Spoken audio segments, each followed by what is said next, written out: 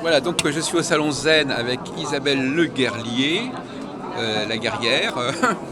Vous êtes installée dans quelle région, alors vous, a Alors, priori? nous sommes sur Paris, Ah oui, même si on a déjà formé beaucoup de gens dans notre organisme. Cap Résilience, c'est Oui, ici. voilà. Cap Romain. Et on a beaucoup de gens qui interviennent et qui produisent pratiquement les mêmes formations que nous. On les a formés et ils en font dans le sud, à Lille. Enfin, Vous êtes voilà. un réseau. Oui, on a un réseau. On a un réseau important. Ça fait 10 ans qu'on forme Oui. les personnes. Donc forcément, on va avoir... sur ces personnes, tout le monde n'enseigne pas, mais on a évidemment dans le réseau des gens qui enseignent ce que Cap Résilience fait Et aujourd'hui. vous êtes à l'origine de ce... vous Oui, êtes... oui, je suis la dirigeante. Ah oui. Très bien. J'ai monté Cap Résilience en 2007, donc ça fait déjà un petit moment maintenant, même si moi je fais du coaching et je me sers de ces outils depuis les années 2000. Alors, donc évidemment, l'énéagramme, c'est pas vous qui l'avez inventé, Ah non. quelque part, malheureusement. Non. Ni la PNL, Non, d'ailleurs. mais voilà. Alors, l'énéagramme est un outil ancestral, hein, puisqu'il vient de 14 siècles avant Ah Jésus. bon? Ah Oui, bon? oui. Ah bon? Il y a une histoire comme ça? Oui, il y a une histoire qui est que, en fait, les derviches tourneurs, Oui. qui est une des branches de l'islam, est persuadée de l'évolution de l'âme et que du coup, ils ont regardé le fonctionnement de l'être humain comme un principe de possibilité d'évolution à l'intérieur de ce que l'on est. Et donc au début, ça a été une transmission orale, le principe de facettes, qu'on pouvait tourner à l'intérieur de son propre système, de sa propre Tourner personnalité. comme font les derviches, oui. Comme font les derviches qui méditent comme ça. Et ensuite, les mathématiciens arabes, 4 siècles après Jésus, ont fait le visuel qu'on connaît avec le Je ne connaissais zéro. pas du tout l'histoire de Ouais, cette... ouais, ouais. tout ça, oui. C'est passionnant. Et en plus, on a eu, au départ, on a une vraie dimension spirituelle dans l'énéagramme, qui aujourd'hui est quittée pour beaucoup de gens. Moi, je forme à l'énéagramme dans des grosses sociétés, Oui. des grands groupes, donc c'est pas là qu'on va en parler. En revanche, je crois profondément que quand on étudie cet outil, il y a une ouverture spirituelle Oui. qui est quand même là, Oui. même si on n'en parle pas. Oui. Voilà. Et moi, j'ai un côté très pragmatique et très terre à terre dans mon enseignement. Il faut que ça serve à quelque chose, il faut que ce soit clair dans l'explication. Et du coup, on a quitté le côté spirituel, mais je suis très fière d'avoir un outil qui vient de très loin et qui a eu une dimension spirituelle. Mais alors, il est quand même réapparu quand Alors en fait, dans les années 70, Oui. avec la PNL, Voilà. Palo Alto, il y a eu des prêtres qui s'en sont chargés Oui, et qui oui. se sont chargés de l'amener jusqu'aux années 60. Et puis on continue d'ailleurs à l'avoir dans la religion. Il y a une congrégation aux États-Unis de sœurs dans un couvent qui n'utilise que l'énéagramme pour expliquer les concepts de Dieu et de la religion catholique. Alors, qu'est-ce qui distingue, enfin, d'un point de vue comparatif, qu'est-ce qui dit... Il y a d'autres modèles, Oui, il y a d'autres disciplines, grilles. il y a d'autres grilles.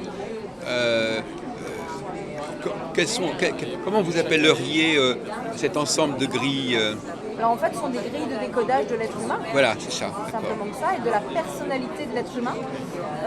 La différence pour moi, c'est que beaucoup de décodage de l'être humain décode l'être humain en termes de comportement et dans un contexte. L'énéagramme, on est vraiment sur comment on est composé, qu'est-ce qui nous structure dès l'enfance et comment on a réussi à se protéger avec ce qui nous compose. C'est relié, la personnalité pour moi est reliée à l'instinct de protection personnelle, à cette protection dont on a tous besoin. Se sentir en protection personnelle, en sécurité personnelle, et la personnalité sert à maintenir un niveau de protection acceptable. Et à l'intérieur de notre personnalité, on peut vadrouiller finalement entre un niveau de protection très très important dans des zones de confort. Une sorte de système immunitaire un peu. Oui, complètement, qui s'occupe de la sécurité. Et puis on peut se retrouver dans des contextes où on est moins sécurisé de par l'environnement. Un contexte nouveau, des gens qui peuvent être un petit peu tatillons, des relations qui ne se passent pas toujours bien, enfin voilà.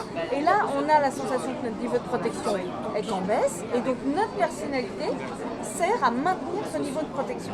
D'accord, très bien. Et donc du coup, ça explique vraiment l'être humain pour moi dans sa structure profonde, dans ses motivations profondes, dans les valeurs profondes de l'être humain, et non pas rattaché à un contexte. Alors, justement, à propos de compte, alors est-ce qu'il y a une dimension cyclique, enfin, est-ce qu'il y a un rapport au temps?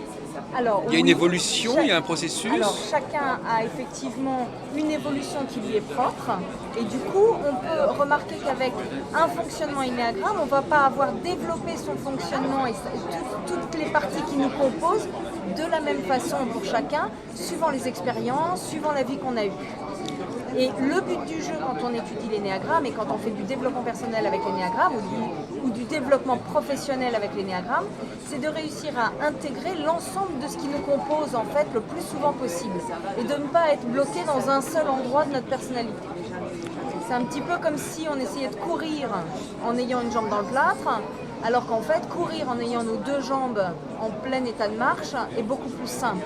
Alors finalement, donc, il y a comme un point aveugle. Alors finalement, comment l'énéagramme s'articule sur une personne spécifique? Alors en fait, l'être humain est systémique, c'est-à-dire qu'il est composé de plusieurs facettes. Oui. On n'est pas exactement le même quand on est face à quelqu'un, par exemple comme un patron, Oui. dans un contexte professionnel, avec des enjeux, et puis quand on est avec son chien à la Oui. campagne, Ou avec dans les sa bois. femme.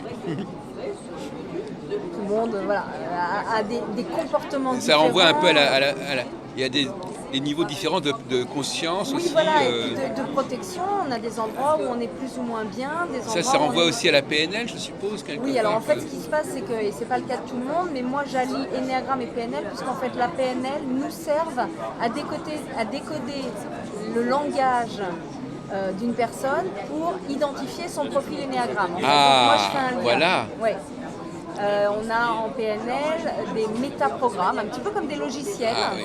qu'on peut décoder, qui donnent une forme au langage et qui vont permettre de décoder le type énéagramme, puisque chaque type énéagramme a finalement une sélection de ces petits logiciels. Quand on n'a pas accès à cet outil, la PNL, parce que moi je me souviens plus très bien, comment fait-on pour... Alors moi en fait, quand j'enseigne l'énéagramme, et même si je n'enseigne que l'énéagramme, j'insère les 2-3 éléments Oui, c'est dont ça. la personne a besoin pour décoder. Donc ça c'est votre origine. Et donc ceux qui font pas ça, ils font comment? Enfin, Je ne sais pas. Ah oui, non parce que je me souviens plus comment ça se passe. En fait, Comment ils se beaucoup débrouillent sont alors sur ceux-là? la déduction. Ils posent des questions. Mais, Ah oui c'est ça. je serais Ils bien en posent mal de ils parler posent des d'une formation questions qui pour n'est pas savoir la mienne. Oui. si on est le type 1, le type Ouais. 2. Oui, En fait, c'est un- oui, on est toujours sur un principe de questionnement, mais on a une façon, Oui. avec la PNL en tous les cas, Voilà. oui, on a une façon pertinente de poser des questions et on sait ce qu'on cherche et on sait aussi questionner qu'est-ce qu'il y a derrière les mots. En fait, c'est ça qu'apporte surtout la PNL. Tout le monde parle de confiance, par exemple. C'est un critère, enfin c'est une émotion et c'est un critère important à remplir pour beaucoup de gens.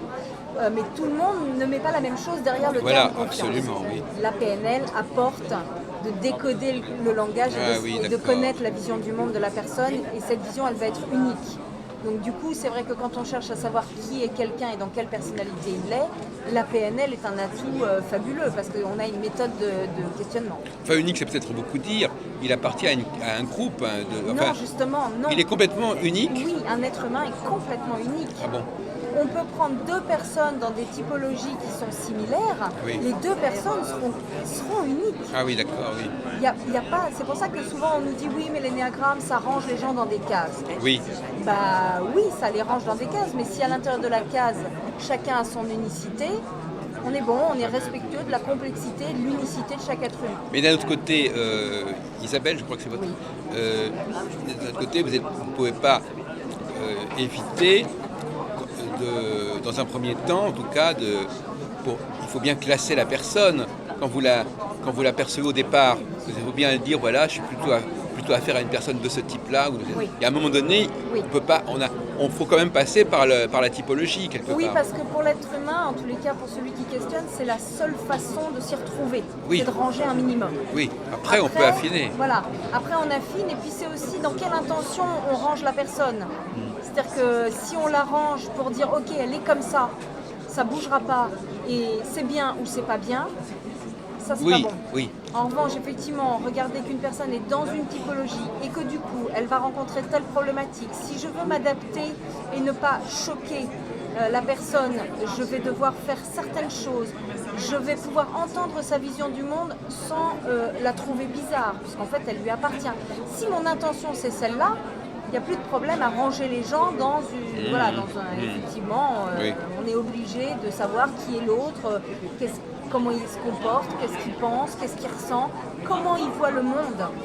Et oui, il y a des cases où on peut retrouver plusieurs personnes qui pensent les choses un petit peu de façon similaire. Je pense, oui.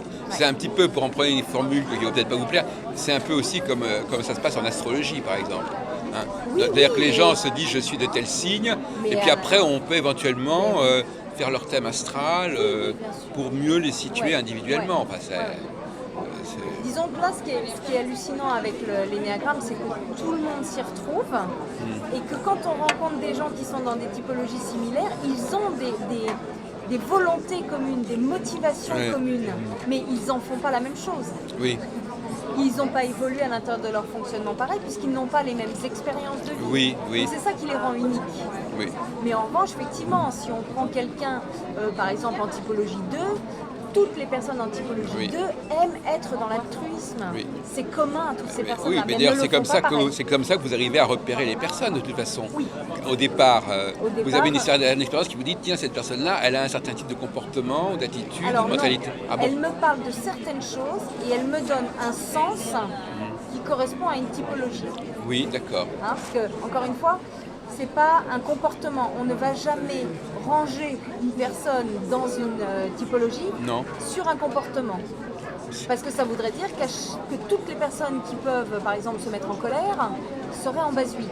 Donc Non. c'est aussi ce qu'elle va dire, c'est ça? Comment elle s'explique? En fait, par exemple, si je reprends cet exemple, c'est pour quelle raison une personne se met en colère? Oui. Qu'est-ce qui motive cette émotion? Et qu'est-ce qui motive le comportement de l'émotion? Ce qui n'est pas la même chose. Est-ce que c'est une colère froide? Est-ce que c'est une colère théâtrale? Enfin voilà. Donc les motivations vont nous permettre là de dire bah ok, cette personne est plutôt dans cette typologie-là. Oui, oui. C'est-à-dire qu'on ne va jamais juger quelqu'un sur son arrivée. On va juger quelqu'un, et au sens noble du jugement, sur ok, elle fait les choses pour telle et telle raison, donc ses motivations sont celles-là, donc on peut se dire qu'elle est dans cette typologie-là. Alors donc une fois que ce travail a été fait d'identification, Oui. etc., comment ça peut être utile alors finalement à la personne? Alors en fait, l'idée c'est de développer l'ensemble de ce qui nous compose. C'est-à-dire que pour l'instant, on est souvent au quotidien plutôt dans une partie ou deux parties, sachant qu'on a 4 facettes, voire 5, hein, ça dépend des écoles. Donc après, on peut rester très libre de se dire que chacun va regarder par rapport à lui-même s'il sent plutôt 4 facettes ou 5. Oui. Et l'idée, c'est de développer finalement l'ensemble de ce qui nous compose. Par exemple, moi je fais une technique qui est issue de la PNL, hein, une technique de visualisation, où en fait on symbolise chaque partie du système qu'on a identifié par un animal. Donc en plus on essaye d'être sur un jeu un petit peu ludique. Oui. Et donc, alors si je prends mon exemple, Oui. on va parler de quelqu'un dont j'ai l'autorisation de parler.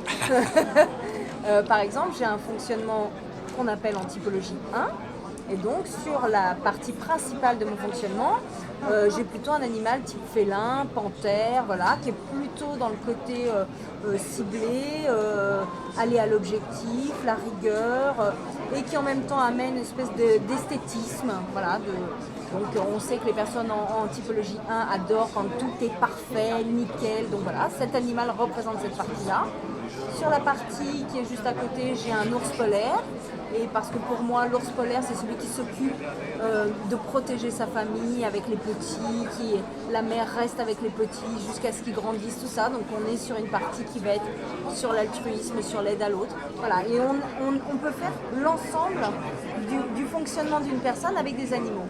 Quand j'ai besoin de faire appel à la partie, il suffit que je pense à l'animal. Ah oui. Et j'ai tout qui se met en place de façon neurologique et physiologique.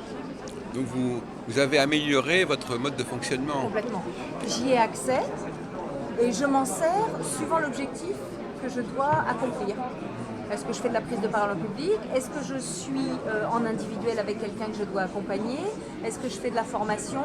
Est-ce que je suis dans un mariage avec des copains et que là, j'ai pas besoin... Enfin, les gens le font toujours plus ou moins instinctivement, ça, non? Oui, sauf si on n'a pas complètement développé. Les gens qui viennent faire du développement personnel, c'est qu'il y a plein de moments où ils ne sont pas en zone de confort. Ah oui, d'accord, c'est ça. Donc évidemment, si on est tout le temps en zone de confort, je serais tentée de dire à ces gens-là, mais ne travaillez pas sur vous. Si vous êtes bien tout le temps, c'est que tout va bien. Tout le monde n'a pas besoin d'être... voilà. En revanche, si une personne me dit, moi il y a des endroits où je ne suis pas très à l'aise, eh ben, ça présuppose à ce moment-là que vous êtes que dans une partie du système et que vous n'avez pas accès à l'ensemble de ce qui vous compose en termes de ressources. Et alors finalement, tout ça, ça se décide génétiquement à la naissance Alors ou oui, c'est... alors, il y a l'acquis et l'inné. Mhm. Alors je crois profondément qu'il y a des choses qui se construisent en transgénérationnel, des D'accord. choses qui sont à l'intérieur. Il y a des choses qui se construisent in utero. Et puis il y a des choses qu'on décide dès qu'on arrive, hein, dès qu'on sort du ventre de la maman, bah oui, on commence déjà à analyser et à essayer de comprendre qu'est-ce qui est bien, qu'est-ce qui n'est pas bien. Et là, on est dans la phase de l'apprentissage. Alors il y a une question qui va peut-être vous fâcher. Est-ce que on distingue les hommes et les femmes? Non, non. En tous les cas, moi, je ne le fais pas. Je crois profondément qu'on est encore impacté par l'inconscient collectif, hein, des inconscients collectifs qui nous viennent facilement de 3-4 générations, où les hommes et les femmes étaient réellement différents dans ce qu'ils faisaient, dans leur façon de penser, dans leur place dans la société. Hein. Aujourd'hui, évidemment, 4-5 générations plus tard, ça a bien bougé, mais on est encore sous l'inconscient collectif, on est encore dans des valeurs, Oui. Les hommes, les femmes, on voit combien ça peut être même à certains endroits, on voit le mariage pour tous, qu'on commence à soulever les foules, mais parce que je pense que c'est ça qui se joue encore. Il y a des rôles bien définis et qui sont plutôt rattachés à une partie identitaire qui est est-ce que je suis un homme ou est-ce que je suis une femme, plutôt que rattachés à une personne en dehors de son sexe ou de sa sexualité. C'est pas la même chose. Donc, c'est moi, pas un non. élément à considérer ni en PNL ni en énéagramme. Alors, pour moi, non. Par exemple, si on rencontre deux personnes dans des typologies similaires, évidemment, on va y voir des différences en tant qu'homme et en tant que femme, mais qui sont plutôt liées à l'inconscient collectif des postures de chacun que liées à leur personnalité. Et j'imagine que dans 2-3 générations, ce sera encore plus lissé. Ah oui, d'accord, oui. Donc il y a ça, hein, c'est qu'on est dans une évolution permanente. Et alors donc finalement, cette structure énéagrammique, elle serait inhérente à la nature humaine depuis l'origine? La personnalité, Quand est-ce qu'elle serait à quel stade de l'évolution de l'humanité serait-elle apparue, cette structure de l'énéagramme Alors, en nous-mêmes? Enfin, c'est une partie constitutive de notre nature humaine je crois que même les animaux peuvent avoir une personnalité. Tous les gens qui ont ne serait-ce qu'un chien ou un chat et puis qui en ont eu un autre derrière savent combien les deux animaux qu'ils ont eus ne sont pas les mêmes. Mais c'est lié, non, mais par rapport à l'énéagramme. Parce que en fait, chacun a une personnalité. L'énéagramme n'est qu'une grille de lecture de la personnalité. Ce qui est inhérent à l'humain, c'est la personnalité. Oui. Donc vous voyez, donc, pour moi, la personnalité, elle existait déjà avant qu'on soit debout. Elle existait déjà quand on était à quatre pattes. Alors peut-être pas chez le poisson, vous voyez, si on vient de là, mais... Alors finalement, pour être un peu plus clair, est-ce que vous pourriez nous brosser un peu rapidement ces 9 types? Alors en fait, on va parler en termes de motivation. Oui. Les personnes en basin sont motivées par que les choses soient bien faites, par la rigueur, par la ténacité, par avancer en produisant des choses carrées, nickel, vraiment avec une rigueur dans le faire. Parce évidemment, c'est en vous écoutant énoncer ces différents types que les gens vont dire tiens, je me reconnais plus dans... Eh ben, il y aura forcément des moments où les gens vont se dire ah, ça m'appartient. Voilà, c'est ça. C'est comme ça que ça va fonctionner. Oui. Est-ce que vous continuez alors? Oui. Et il y a aussi pour les personnes en basin la maîtrise de soi. C'est-à-dire que le contrôle sur le truc bien fait, sur la rigueur, sur la ténacité, c'est aussi appliqué à soi-même. Être quelqu'un de bien, être quelqu'un de droit, être quelqu'un qui fait bien les choses et qui est quelqu'un de bien. Les personnes en base 2 sont plutôt centrées sur l'aide à l'autre, c'est ça qui les motive, l'altruisme, aller vers l'autre, être en relation avec l'autre. Les personnes en base 2 disent souvent, à partir du moment où l'autre est là, tout va bien. Il n'y a plus de problème. Avec une relation très facile à l'autre, très simple. Vraiment, l'autre ne dérange presque jamais. Les personnes en base 3 sont très centrées sur l'action, mais ce qui leur plaît, ce qui les motive, c'est surtout de faire. la matière, de construire, de démonter, de monter, vraiment d'être dans la matière du faire. Le résultat est important, il faut que ça mène à un résultat, mais leur grande motivation, c'est passer à l'action, c'est faire, c'est démarrer, c'est continuer, c'est vraiment être dans la matière du faire. Ce sont des gens d'ailleurs en général qui peuvent être encore beaucoup dans le manuel. Hein, on a des gens dans cette partie-là qui ont des hobbies de construction, de modélisme, de construction du bois. Enfin, vous voyez, Bricolage un peu. Oui, alors c'est bricolage, mais ça peut être aussi des sacrées œuvres en bois, parce qu'ils ont besoin de travailler la matière. Ça, c'est important. Les personnes en basket, ce qui les motive, c'est d'être en vie, mais au sens épidermique du terme. C'est-à-dire ressentir des émotions, être dans la vivance, être dans l'authenticité de ce qui se passe. Une certaine excitation. Intérieurement, oui. Souvent, ce sont des gens qui sont assez à partager leurs émotions, à parler de ce qu'ils ressentent sans pudeur, mais sans la mauvaise pudeur. C'est-à-dire, évidemment, qu'ils vont choisir les gens à qui ils en parlent, mais il n'y a pas de honte à ressentir des choses. Il y a vraiment, au contraire, c'est ça qui me rend unique, c'est ça qui me rend vivant et c'est ça qui me plaît, c'est d'être authentique. Alors vous, par exemple, pour vous interrompre, est-ce que vous avez quelque chose de la base 4, vous? Oui. Oui. Oui, j'en ai un bout. Oui. Non, parce que, au fond, la petite objection qu'on pourrait faire, Oui. c'est, au fond, les gens sont...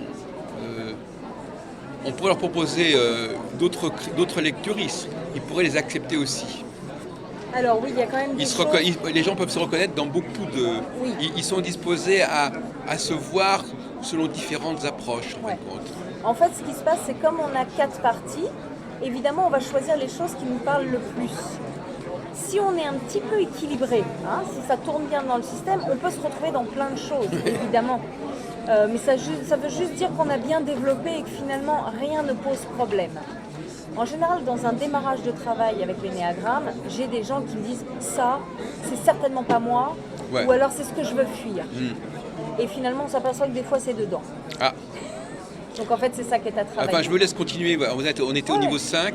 Donc Après, on les reprendra personnes en base 5, ce qui les motive, c'est la connaissance, c'est l'apprentissage, c'est approfondir la connaissance et avoir une information finalement hyper large et hyper construite. Ils font des liens et avoir une vision du temps qui est très le passé, le présent, le futur. Tout est relié en termes d'information et de connaissance. Les personnes en base 6 sont dans la relation à l'autre, c'est-à-dire que c'est vraiment la relation à l'autre qui est la chose la plus importante pour eux. En revanche, ils peuvent avoir un moment où la relation est tellement énergivore, ça demande tellement d'énergie à créer de la relation, à la maintenir et tout, qu'ils peuvent complètement s'en extirper. Ah oui, ah oui. Et parce que c'est le seul moment de repos finalement. C'est-à-dire que la relation est quelque chose de très désiré, mais pas reposante à 100%. Mais Oui, il très, risque très de s'épuiser un peu. Oui, il se fatigue parce qu'en fait, c'est trop important. Je dis toujours, pour ces personnes-là, pour les personnes en base 6, la relation, c'est un peu comme un diamant dont on rêve, et puis le jour où on le met au coffre parce qu'on a tellement peur de le perdre ou de l'abîmer que finalement, voilà, c'est compliqué. Donc voilà, c'est quelque chose qui est très important. C'est précieux, mais c'est fragile. Oui, voilà, Oui. c'est cette sensation. Mais du coup, ce sont des gens qui sont dans une relation souvent très très belle avec le Il faut les prendre au bon moment, il faut être là. Ah, mais souvent ils sont très disponibles, trop disponibles. Souvent, ce sont des gens qui ne savent Mais pas comme vous dire dites, il y a des non. moments où ils sont quand même un peu en recul. Ouais, il y a un moment où il faut qu'ils s'arrêtent parce que sinon c'est trop énergivore. Mais là, on est quand même. Ce qui est intéressant, là, c'est qu'on est dans un processus cyclique un petit peu. C'est-à-dire qu'il y a des moments de montée, puis mais ça n'est pas au cœur du système de l'énéagramme. Non. C'est quand même une position. On a quand même l'idée que la personne est plus ou moins toujours dans un certain registre. Alors en fait, si elle n'a pas développé l'ensemble de son système, elle peut être même en zone rouge et être coincée dans la partie principale qui est sans arrêt en train d'essayer de se protéger, sachant qu'il n'y a pas de danger. C'est ça. Donc, et souvent c'est très fatigant pour la personne. Évidemment, l'entourage, c'est compliqué, hein. Les relations avec l'entourage sont compliquées.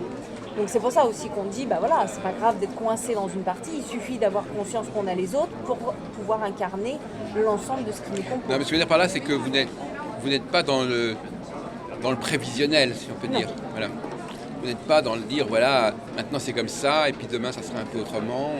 Non. Voilà. Disons que ce qui va bouger, c'est si la personne est dans des zones de confort ou pas. Oui, Si la personne est dans une zone de confort, on va complètement être cohérent avec soi-même et du coup être très à l'aise et être bien avec soi, bien Oui. avec le monde, bien avec les autres. Donc, si on est dans un environnement où on ne sait pas se protéger, où on a cette sensation-là, parce qu'il n'y a pas de réalité, ben, du coup, tous nos comportements vont être en force. mais on ne sait pas à quel moment elle va passer d'une zone de confort à une zone d'inconfort, et inversement. Alors en fait, ça se voit. Oui, ça se voit, constate. ça se constate. Mais on ne Le sait pas nombre de sait gens- pas quand est-ce qu'elle se sera mise comme ça. Alors, quelqu'un qui va être un petit peu développé est très rarement là-dedans. Quelqu'un qui n'est pas développé dans son système est beaucoup là-dedans. Ah oui, d'accord. Vous voyez, ça passe pas de l'un à l'autre. Une fois qu'on a développé son système, retourner en zone rouge, c'est moins pratique. Enfin, on ne D'accord, retourne c'est pas, quand on n'est même pas fou. Oui, Donc il y a vraiment ce truc-là, c'est qu'à partir du moment où on connaît, 80% du boulot est fait, puisqu'on a la connaissance de tout ce qui nous Oui. compose. Il n'y a aucune raison qu'on retourne en zone rouge. bon. Et quand on retourne en zone rouge, en général, on a beaucoup d'humour sur soi. C'est qu'on sait que, ok, là je vais aller faire un tour. Alors on va prendre les 3 derniers. Donc la partie en 7 est motivée par la nouveauté, la découverte, espèce de recherche de liberté permanente à trouver des trucs nouveaux, à apprendre, à rencontrer des lieux, des gens, de l'information, enfin voilà, espèce de multidiversité et de foisonnement de la vie et qui les motive pour continuer à avancer. C'est très très important pour les personnes en base 7. Les personnes en base 8, il y a une espèce de vision du monde en dualité, c'est-à-dire il y a les forts et les faibles, et ils sont très séduits pour être des forts en fait. Et ils ont décidé, ce qui était motivant pour eux dans leur vie, c'est d'être dans le camp des forts et de développer de la force et d'avoir des postes à responsabilité et de faire dans leur vie, ils sont énormément sur du faire, de faire des choses qui, pour prendre leur langage, qui ont de la gueule, qui en imposent. Ils ont souvent besoin d'avoir des postes à haute responsabilité, ils sont dans des choses où les rapports à l'autre sont francs du collier, ils sont dans des choses qui sont dans la bonne force. Est-ce que ça fait sens que ce soit dans cet ordre-là que les... Non, ça n'a pas, c'est un rond en plus. Il n'y a pas de connexion entre les types qui se succèdent. Alors, qui se succèdent, si, il y a des connexions, et qui s'opposent aussi. Quand même, alors. C'est-à-dire que oui. dans les 9 typologies, on a 4 Il y parties a des qui nous connexions. Il y a des appartiennent connexions. et à des niveaux différents. C'est-à-dire qu'il y a une partie qui va être assez forte, qui va un peu mener notre vie depuis le début, et puis 3 autres parties dont on se sert régulièrement. Plus on va être en zone de confort et plus on va bien s'en servir, et plus on va être en zone d'inconfort et moins on va se servir des 3 autres parties qui viennent compléter la partie principale. Et donc vraiment le travail c'est ça, c'est de rééquilibrer pour être le plus souvent possible dans l'ensemble de son fonctionnement. Alors, le 9e type... Alors la partie en 9, ce sont des personnes qui sont motivées par le non-conflit, par l'harmonie, par la recherche de sens. On est vraiment, dans le monde du développement personnel, beaucoup de personnes ont cette partie-là, qui est vraiment quelque chose, c'est la recherche, la quête de sens, la quête d'harmonie, la quête de la zénitude, des choses qui sont dans le calme, dans le naturel, en fait. C'est faire les choses de façon naturelle, que les relations, le travail, les loisirs, que les choses doivent se faire naturellement et sans conflit. Ça, c'est motivant. Donc, si vous voulez, la question, c'est... Donc ces 9 tendances Oui, constituent l'humanité, en fait, compte. Oui. La nature humaine. oui. C'est marrant parce qu'à une certaine époque, l'énéagramme il y a eu plusieurs écoles et plusieurs personnes qui ont pris en main cet outil. On a essayé de faire un modèle à 12 personnalités en Ah oui. disant on pourrait affiner en fait. Oui. Et en fait, il y en avait 4 qui étaient toujours sur le carreau et Ah les oui. gens disaient non mais là c'est bon, là en fait j'ai finalement ce qui me compose, ça me suffit. Donc voilà, on est revenu à 9. Et à ce terme d'énéagramme, parce que énéa veut dire 9, Oui. gramme veut dire mesure. Voilà, absolument, Ouais, ouais. oui. Oui, c'est... L'étymologie. Oui, c'est vrai. Ouais. Et donc le mot résilience, il est c'est un mot-clé par rapport à tout ce qu'on vient de dire. Oui, alors moi en plus j'ai choisi... Résilience, c'est aussi protection, c'est une façon de se protéger. Oui, en fait, la résilience pour moi, c'est vraiment la capacité de l'individu à faire du changement. Ah oui, C'est ça la résilience. c'est cette capacité à ne pas se perdre tout en se modifiant et en continuant à évoluer.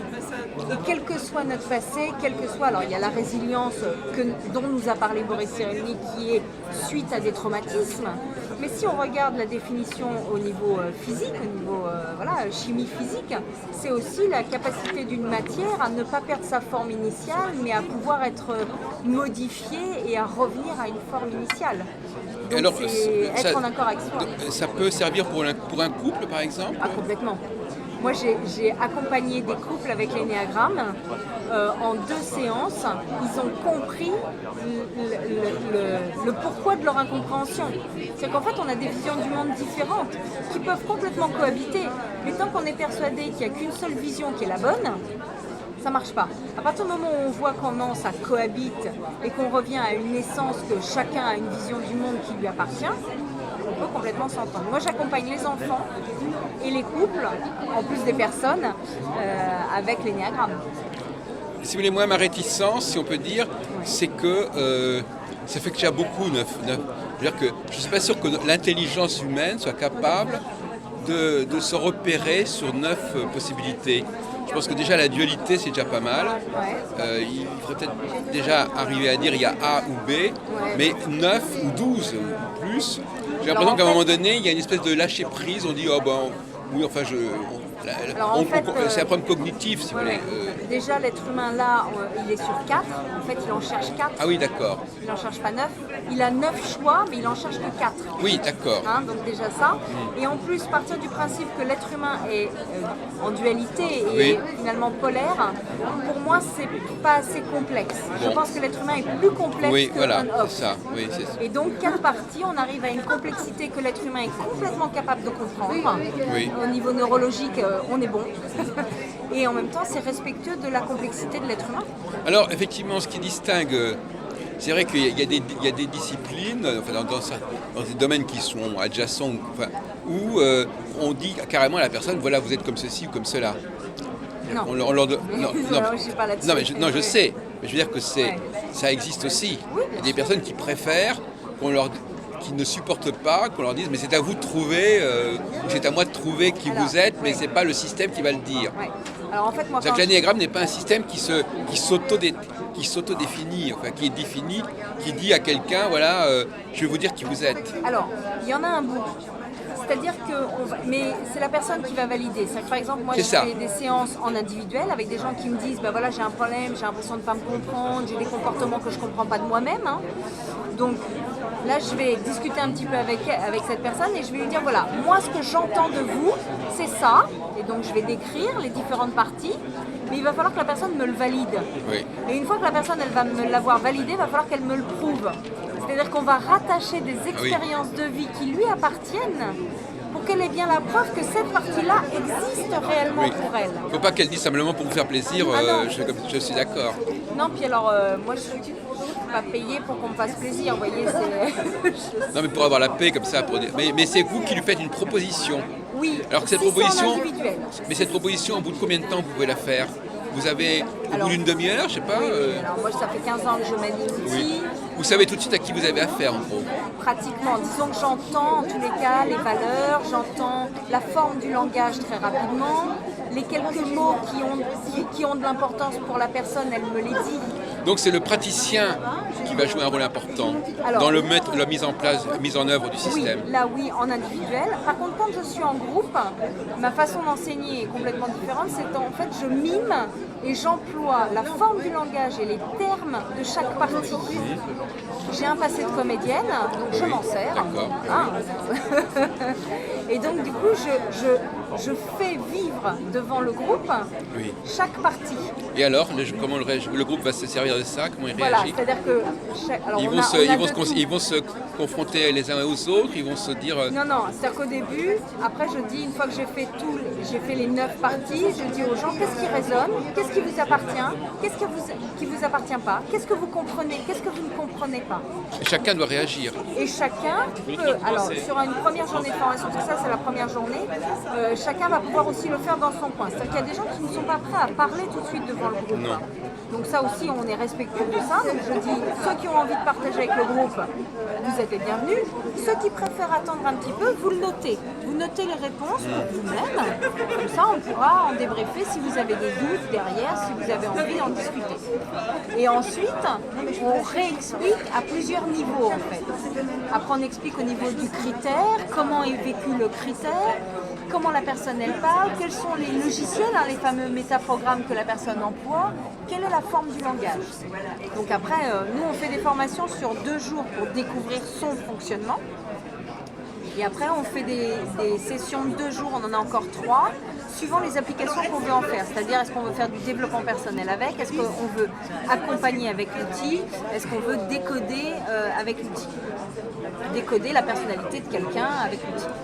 Donc vous avez des intuitions en fin de compte. Ah non, moi je suis. Maintenant, je veux dire que vous percevez la personne, vous percevez les gens. Alors aujourd'hui, je fais confiance aussi à mon savoir qui est tout le temps en activité. Mais je suis capable de prouver par les métaprogrammes ce que je dis. Voilà, c'est ça, oui. Oui. Et puis, moi je dis toujours, la seule personne qui est expert dans sa personnalité, c'est la personne que j'ai en face de moi. Donc, si je dis quelque chose que la personne me dit, mais pas du tout, ok, on recommence le questionnement. J'ai dû rater quelque chose. Enfin, je reste assez simple et humble. Ça s'oppose, c'est complètement différent, par exemple, de la numérologie. Ah oui, oui. Ah, oui. De la numérologie où là, on part des on lettres, parle du date, chiffre. des lettres, et puis là, après, tout, qui passe aussi par le 9, quelque part oui, aussi. oui. Donc, En fait, je trouve que l'énéagramme est un vrai accompagnement. Ça n'est pas une grille de lecture qui est... C'est pour ça que l'idée des cases, du coup, on en sort très rapidement, c'est que qui est la personne, où est-ce qu'elle en est dans sa personnalité, comment elle incarne sa typologie, comment elle vadrouille à l'intérieur de son système. Et pour revenir à ce que vous disiez tout au départ au niveau historique, Oui. comment, à votre avis, on a découvert cette structure à 9, comment ces fameux derviches, je ne sais pas comment... Oui, alors c'est les mathématiciens arabes qui les ont mathématiciens, amené ça. mais comment est-ce qu'ils ont... Je ne sais pas. Comment c'est venu, comment ça a émergé ce truc-là Je pense qu'on est parti sur l'idée que les chiffres, en fait, étaient une base. Voilà, on retombe, on parle de numérologie, ouais. il y a Les une chiffres typologie, étaient une oui, base, on a l'impression qu'ils ont quand même une certaine idée de la nature humaine, de la société humaine, parce que on pourrait presque lier ça à des professions, enfin je sais pas, à des postes, à des métiers, Alors, disons qu'on va avoir, des castes. On va avoir des facilités dans des postes. Oui. Mais on ne peut pas dire qu'une personne en base 2, par exemple, fait du social à tous les coups. Parce que ça n'aurait pas de sens. En revanche, une personne en base 2, effectivement, elle va plutôt aller vers des métiers où il y a du relationnel. Et l'enfant, alors à quel moment, à partir de quel âge vous pouvez travailler avec quelqu'un? Travailler. Alors, je ne vais absolument pas parler d'énéagramme à un enfant que j'accompagne. En revanche, je vais lui dire des choses qui vont lui permettre d'incarner, en tous les cas, de récupérer des parties de lui-même où il ne va pas souvent.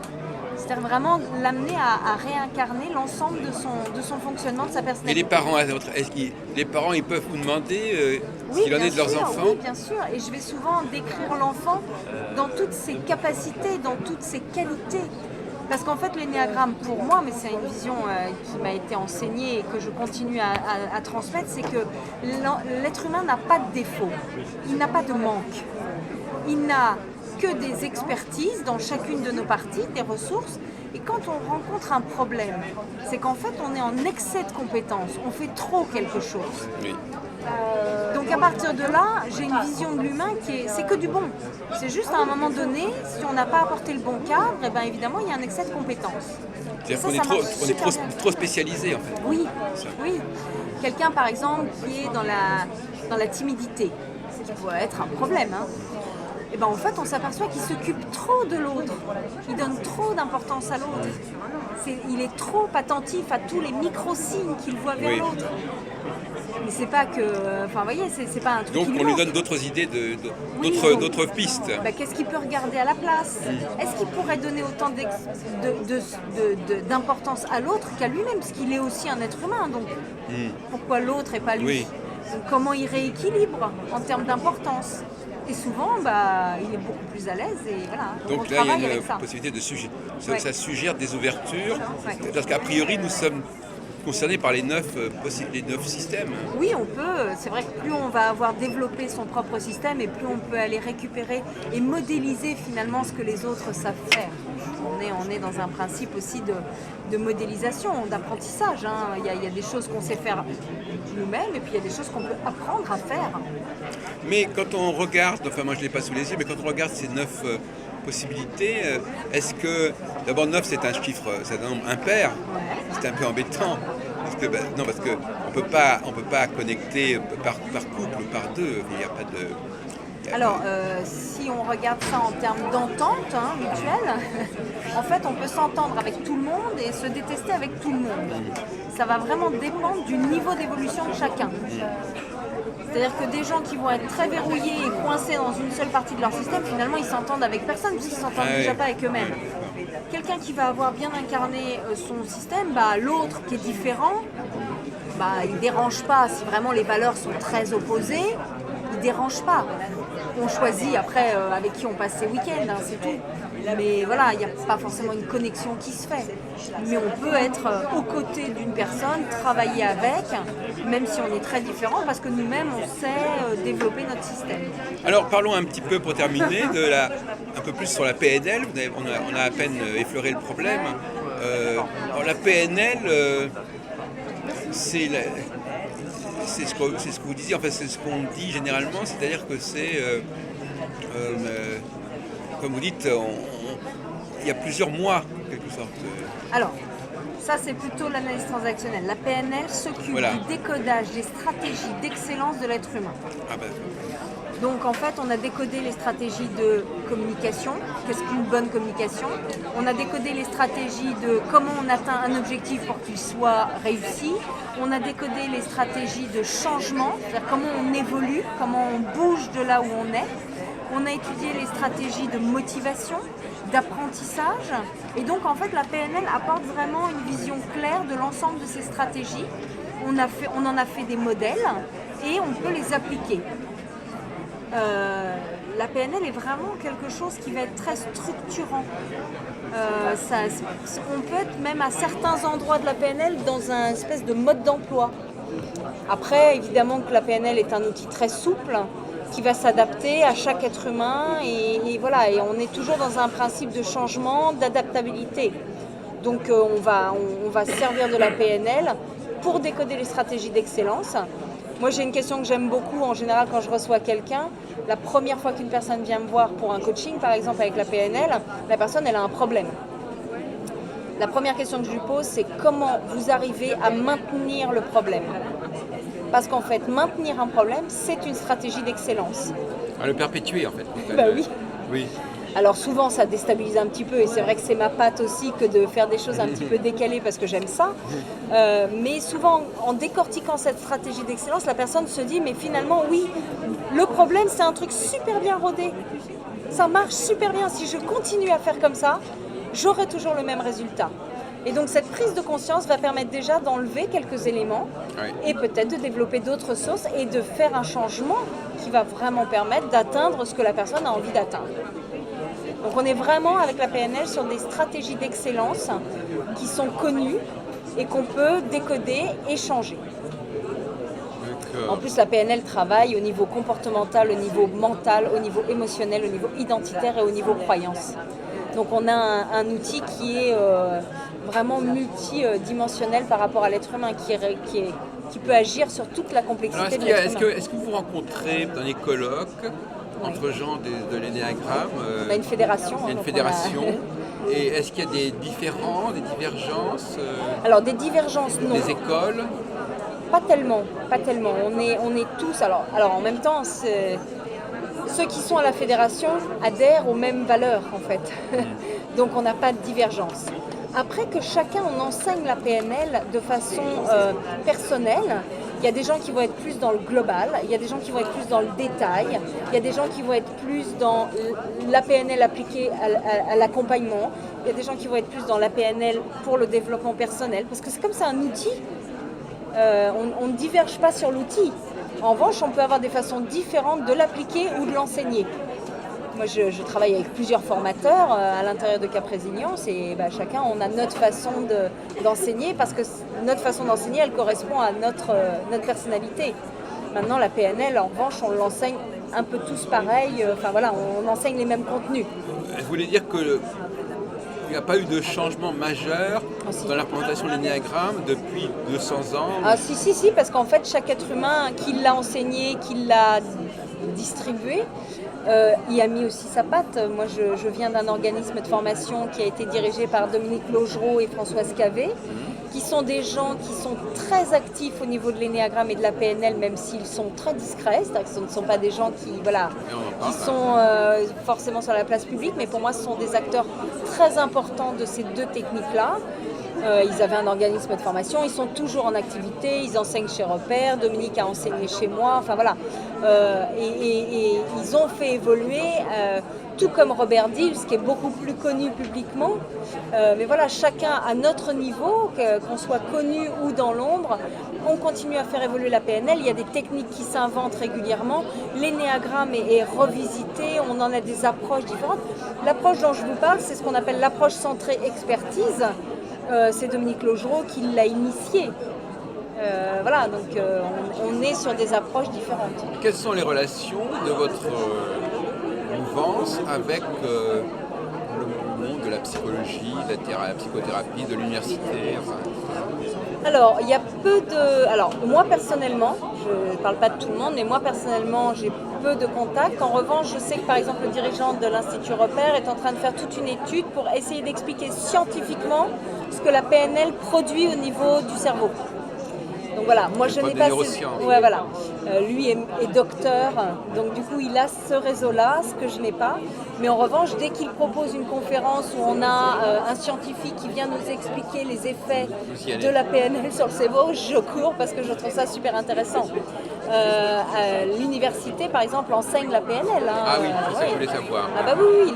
Alors, ils ne l'enseignent pas en termes de « on enseigne la PNL », mais ils en mettent dans les cursus coaching, ils en mettent dans les cursus de management, ils en mettent dans les cursus de commerciaux.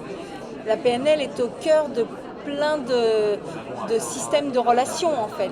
La PNL est mieux comprise, mieux reçue que l'énéagramme. Non, alors pour moi c'est pareil. Je pense que l'énéagramme n'a pas les mêmes applications que la PNL, donc du coup ça va dépendre de l'intérêt des personnes. La PNL marche pour tellement d'applications par rapport à l'énéagramme qui est quelque chose qui est centré sur la connaissance de soi et la connaissance de l'autre. Donc c'est peut-être plus réduit, même si après, moi je forme des managers à l'énéagramme. Parce que du coup, on est sur une méthode qui permet de manager, qui permet d'éduquer les enfants, qui permet de s'entendre en couple. Enfin voilà. Si on prend l'étymologie de PNL, il y a le mot linguistique qui apparaît. En fait, notre accès pour comprendre la vision du monde de quelqu'un, c'est le mot. Voilà. Donc en fait, on va prendre un mot qui nous semble important, et que la personne en général répète souvent, et on va lui demander quel est le sens de ce mot-là pour elle-même.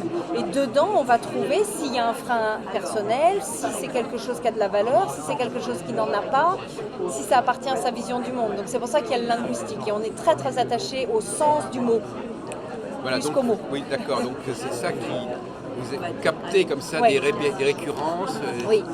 En fait, par exemple, l'exemple qu'on donne toujours, c'est que quand quelqu'un nous dit « je vais essayer de le faire », essayer, sans qu'il s'en soit rendu compte, présuppose qu'il a mis un obstacle. Mais il s'en est même pas rendu compte. Ça peut être même un tic de langage. Donc du coup, ça va être intéressant de questionner, est-ce qu'il y a un obstacle ou pas? Et souvent, s'il y a un obstacle, on le traite. Et parfois, la personne nous dit « non, en fait, il n'y a pas d'obstacle ». Et donc, qu'est-ce qui se passe si on dit « je le fais » ? Et la personne, elle part et elle passe à l'action. Est-ce que c'est un rapport avec Lacan, par exemple? Oui, je pense que... Alors, je ne connais pas bien tous les courants de psychologie dans leur fondement, en tous les cas. Mais ce que je sais aujourd'hui, c'est que la PNL est au cœur d'une société qui a besoin d'aller vite, qui a besoin d'être dans du concret, qui a besoin d'appliquer rapidement et d'être dans l'objectif futur. Et la PNL y répond. Donc en fait, pour moi, la PNL, peut-être contrairement à d'autres méthodes qui datent d'avant, est complètement cohérente avec les attentes de notre société. On est dans une société qui avance, il faut aller vite, faut pas se retourner C'est trop pour ça sur qu'on le dit passé. parfois que la psychanalyse n'est pas aussi populaire qu'il y a quelques décennies. Oui, parce que je pense que la génération des gens qui vont travailler sur eux a bougé. Et que du coup, ils veulent aller vers des choses qui sont dans l'efficacité, dans le concret, dans la matière, dans l'application, et peut-être moins dans la réflexion. Donc voilà, et puis on a un souci de l'efficacité, d'aller vers l'avenir, d'aller vers l'objectif, et ce qui n'est pas forcément le cas de la psychanalyse. Alors j'aime pas parler des choses que je ne connais pas, parce que je pense aussi qu'il y a des psychologues et des psychiatres qui sont dans cette mouvance-là, et qui ont déjà transformé, sans qu'on le sache, la psychanalyse. Mais par exemple, qu'est-ce que vous pensez des tests comme le test de Rorschach Vous pensez que ça peut être utile pour vous, pour savoir qui est qui Pour moi, j'ai tellement la sensation d'avoir dans la main les outils qui me servent à accompagner les gens.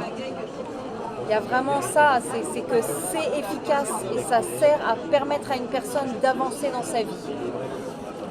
Alors, vous croyez qu'on peut soi-même, il vaut mieux faire passer par quelqu'un ou on peut faire les choses par soi-même?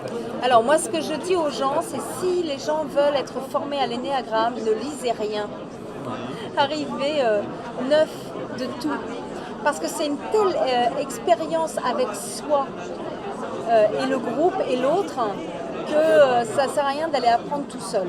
Oui. Maintenant, si c'est juste pour avoir de l'info et ne pas forcément appliquer et ne pas forcément être formé à ça, bah oui, on peut aller lire des livres. Celui de Dominique Logereau et de Françoise Cavé est magnifique. Hein. Énéagramme et développement personnel, il est superbe.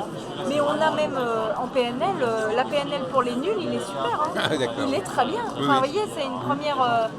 on a aussi comprendre la PNL avec les mots de tous les jours. Enfin voilà, on a plein de choses qui sont très bien écrites et très cohérentes avec les valeurs de la PNL. Hein. Maintenant, voilà, je crois profondément à l'expérimentation. Écoutez, je vous remercie pour ce long entretien. Merci. C'est un plaisir de parler de ce que j'aime. Oui, bravo, vous en parlez bien. Oui.